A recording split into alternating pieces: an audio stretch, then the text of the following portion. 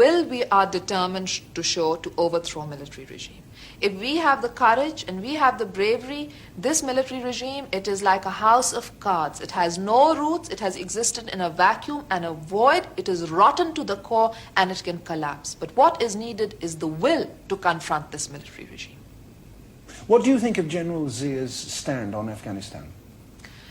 General Zia's stand? Which stand? He keeps changing his stand. First he was all for militant confrontation, and the next thing we knew he was out for appeasement. We in the Pakistan People's Party would not have dealt with it in the manner that General Zia has. How would you have dealt with it? We asked for a political settlement in the first place, and we would have sought a political solution to this crisis because we could foresee that there could be no other solution but a political solution. We could foresee that backing the insurgents and taking on a Cold War atmosphere would not bring stability or peace to this region. It would only heighten tension. And then once the tension had heightened, then there's no going back. And if you go back, who's prepared to have a settlement with you? They know you're on the retreat. They know you're running. But surely the tension has been heightened by what the Russians have done in Afghanistan. The tension, when we talk of a political settlement, we are concerned with the interests of Pakistan. We feel that the United States was involved in Vietnam.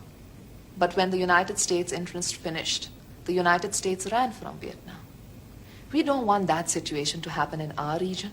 Today it is of world interest. Tomorrow something else will happen. The attention of the world will go somewhere else.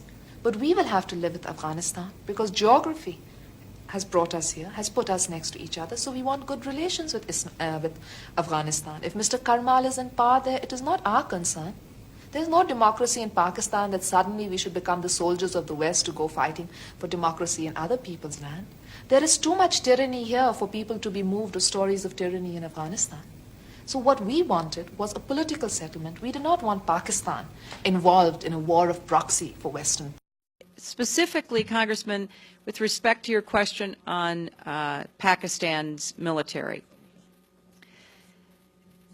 The Pakistani military has actually used F-16s in the tribal areas. We have agreed to a midlife upgrade because without that midlife upgrade, they can't fly at night, which is a pretty good time to fly if you're going after, insurgents. And so we're saying, yes, we want to see a shift toward the enemies that we think are posing this threat to Pakistan, and by the way, posing a threat to us. We also have a history of kind of moving in and out of Pakistan.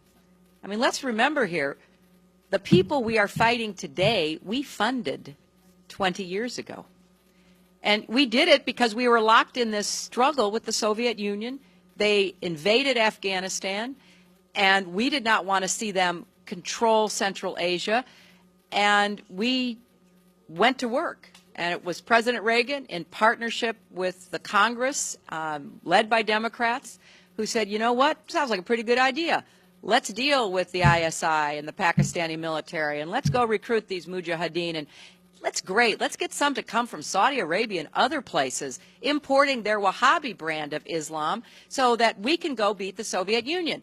And guess what? They retreated.